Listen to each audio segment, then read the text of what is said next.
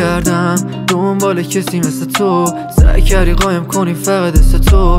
دلم تنگ میشه نمیکنم فکر تو فقط بلدی که بشکنی قلب. وقت گذاشتن واسط واقعا حیف، خوب میزنم سریع و راحت قید سو سرت رو قلبم مثل زخم گرگ، اونم سیوش کن انرژی من. بالاخره رسیدم جایی که خواستم، به فلک زده هر دونه ای که کاشتم.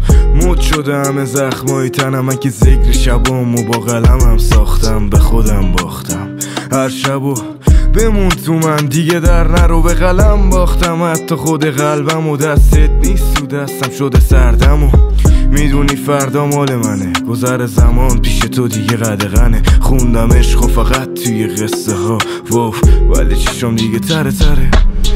میدونی عاشقت بودم و هستم، در رو غریبه ها بدون محکم بستم. آره رسما خستم، ندارم چشم تو من از دست رفتم.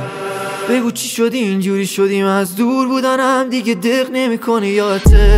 ما یه جوری عاشق بودیم که میگفتیم هیچ وقت فیل نمی کنیم دیگه دستای همو.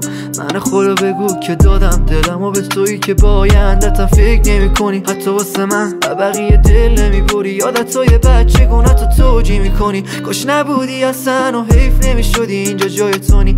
نمیدونم قدر تو خودم از آفرینشت خسته شو دیگه نمون اینجا، نکن بد تا نرو بی من هر جا. منی که قصه تو خوردم نمیدونم از شبی که رفتی داستان چیه، مثل خودت میخوره عوضی بپرسم همش باز بد تومه نفرت فقط نمیذاره خوبیاتو ببینم اصلا. حتی اگه مثل قدیمت بام باشی ندارم هیچ جور من رو دیگه نزد. گفتم دوست دارم گفتی قلبم داره میزنه لبخند، رفتی و تموم نشد کل حرفم. الانم میریزه رو چمن و اشکم، خیلی بی جنبم. تذکر دادی که میگیره دردم میگیره قلبم. دور میشم از شب میرم جایی که نبینیم اصلا، گفتی که دورشم چشامو ببندم نبینم کورشم. قلبم درد گرفت نزدم لبخند، رفتم با سیگار روی لبم جورشم.